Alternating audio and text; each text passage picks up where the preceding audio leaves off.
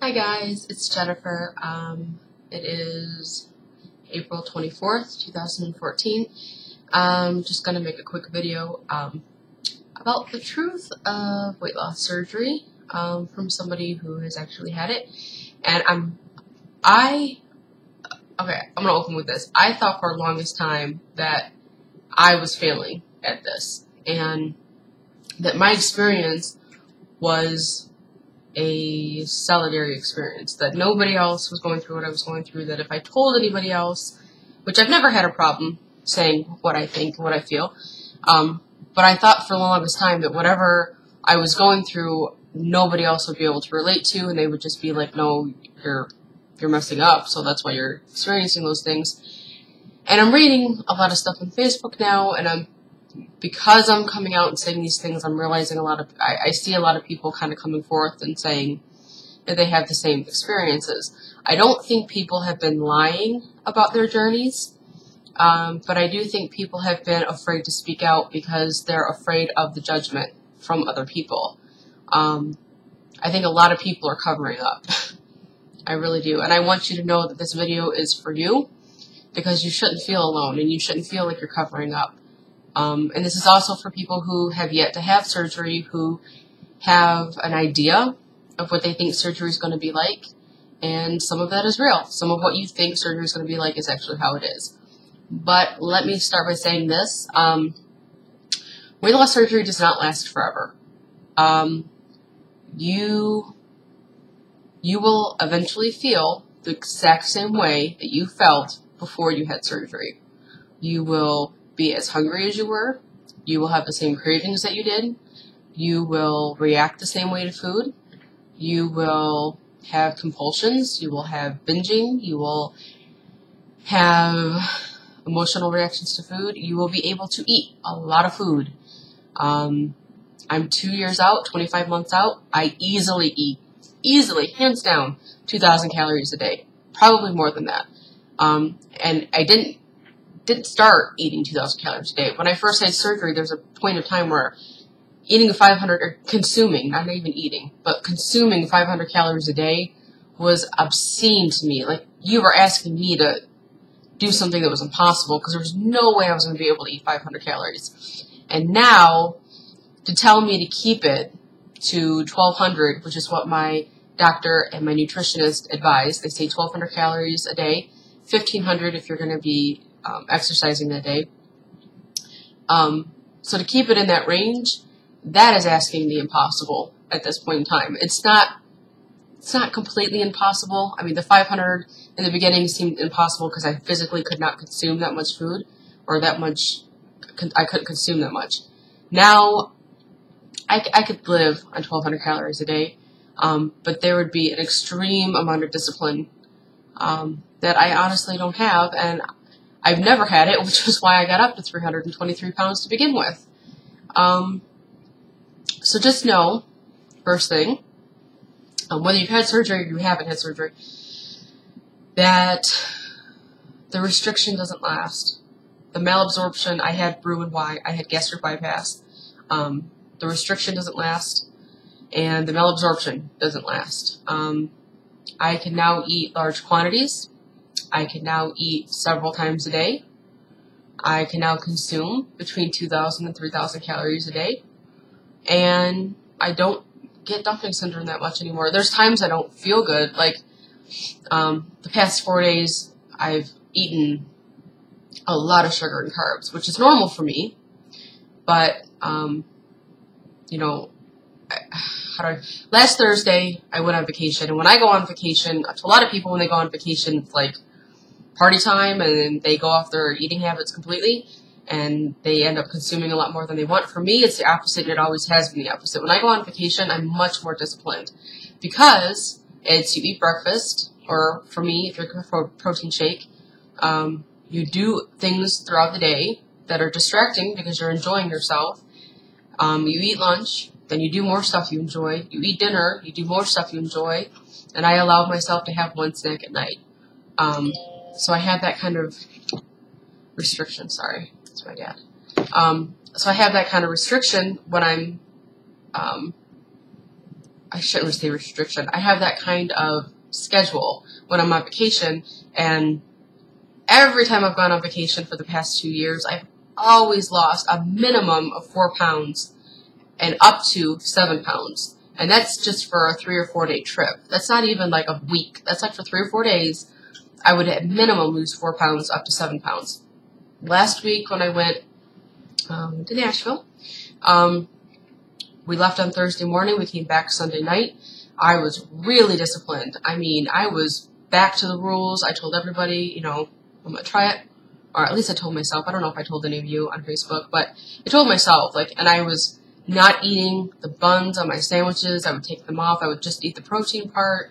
I wasn't eating the fries and the chips. I might have a bite or two of Noah's. If he got something, I would have a bite or two of his. But I wouldn't order my own. I did not have any frozen Cokes, which, if you don't watch me, you should know I am the frozen Coke queen. Like Slurpees, Ices, whatever they call them by you, I have one of those every single day. And I've had one of those every single day for at least the past year and a half. And I didn't have one for 4 days. Mostly because I couldn't find them, but also because I told myself I'm not going to have them. And I was really following the rules. And I was walking so much. And I enjoy walking anyway. In the summertime and springtime, I'm walking constantly. And to walk 3 miles is typical for me. On a typical day, I walk 3 miles. Minimum 2, but almost always 3. And so to go on this trip and do all the walking, all the exercising, diet being on point, I was excited to come home and step on the scale. And I came home and stepped on the scale and lost exactly 0 pounds. Nothing. Lost nothing, gained nothing, but there was no change. And so I've had a temper tantrum for the past 4 days. And I've just been eating whatever I want to eat, as much of it as I want to eat. And my body is letting me consume it. And I'm not really getting sick. But let me tell you, my body's not happy. I'm having a much more difficult time sleeping. I'm having a much more difficult time waking up. My energy level is not the same. Digestively, me and that bathroom are best friends. I'm just going to say that. I'm just going to leave it there. My stomach doesn't necessarily hurt, but I just don't feel good. But this is what my life was like before I went on vacation. This was me every single day. So the good thing that I got out of those 4 days is just knowing that the benefits of following the plan at this point is not so much weight loss, but it's just not weight gain. And I'll be able to sleep better at night. Because those are the really only 2 differences I noticed. So, in saying this, I guess I could just wrap this up. Just say, weight loss surgery, it's not forever. And those people who succeed and, you're not going to become some skinny little model and, you may succeed, and I put that in quotes because success does not mean that you lost the weight and maintained it. That's not success. Success is handling the food addiction and mentally and emotionally handling it appropriately. And I say that because there are a lot of people in this community who are skinny or healthy, and they are starving themselves. They are on liquid diets constantly. They are exercising 4 or 5 hours a day. That's their life. And I'm telling you right now, I'm 220 pounds, not at all what people would consider successful, but I am not mentally as fucked up as those people are. And I'm telling you, I'm sorry if you're one of those people, but you are at an extreme still. You're not at the obese extreme, but now you're on the opposite side of the scale and you're still extreme. So you haven't changed anything. You just switched sides. You exchanged food for exercise. You exchanged food for starving yourself. You're not any more healthier than you were before. You might be in a doctor's office, but mentally and emotionally, you're way more fucked up than you were before. And I'm sorry for my language, but I'm getting upset that those people are out there in the community and they're making other people deliberately or unintentionally making other people feel who are going through this journey and who are struggling and who think that they're the only people struggling. You people are making the rest of us feel like we're failures and making us feel like we are the exemption, like we don't fit into the community because we haven't done as well. There's a couple of people that stick out to my head right away, and I'm not friends with them on Facebook because I can't stand their mentalities. This went off on a total tangent, so I'm sorry. I'm sorry. But just know weight loss surgery is not forever. And when you have surgery and you do your best and you keep trying every day, that's success. And you're still going to be screwed up in the head. And you're never going to have a healthy relationship with food. I hate to tell you that. I really hate to tell you that because I don't want it to be true. And I don't want to be the one to tell you that. But you're never going to have a healthy relationship with food. Every single day, you're going to have a decision to be made. At every meal, at every time you want a snack, every time you feel the need to give into a craving, or to binge, or to starve yourself, or to withhold from things, thinking about where you're going to go later that day and whether they're going to have food there or not, thinking about family events and whether you're going to be able to eat at the event and what you're going to be able to eat and how much you'll be able to eat and what people are watching you eat. Vacations, thinking about, we don't have healthy relationships with food. It's just the way it is. And you've got to figure it out for yourself. And I don't have it figured out, but I think I'm a lot healthier than some other people who, like I said, are starving themselves or are on liquid diets and passing it off as putting themselves back on track. You're not putting yourself back on track. Your body needs food. You're hungry because your body needs food. You can't just drink liquids like you did a week after surgery. You could do that a week after surgery because your insides were all screwed up and your stomach was like this big and your body needed nutrients, so you had to do liquid. Otherwise, your body would need nothing and it just needed to heal. You're 2 years out now. You're a year out now. You're 5 years out now.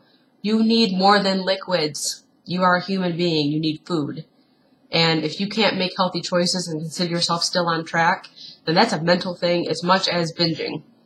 So, boy, I'm angry. Aren't I angry?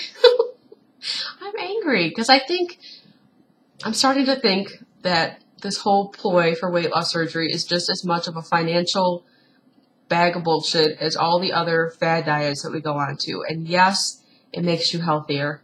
It does. I'm a lot healthier than I was. And I will never deny that. And I am so grateful for my surgery. I really am. Just because I still have issues with food and I willingly admit them and I'm open to them and I'm open to you about them does not mean that I'm ungrateful. And it does not mean that I didn't deserve to have my surgery. And I battle with that a lot because I've had commenters tell me that I didn't deserve the opportunity to have surgery because I'm not a size 10 or a size 8. You guys are just wrong. You're just wrong. And you have no right to say that to me or to anybody else. So I could flip you off right now, but I'm angry enough in this video, so I'm not going there. At any rate, that's all I got to say. So, sorry the video was so long. Thank you for watching. I will be in Atlantic City in August, hopefully, if money goes well. So I hope to see you guys then. This sentence didn't make sense. I hope to see you guys then. Thank you so much for watching, and I will talk to you all soon. Have a good day. Bye.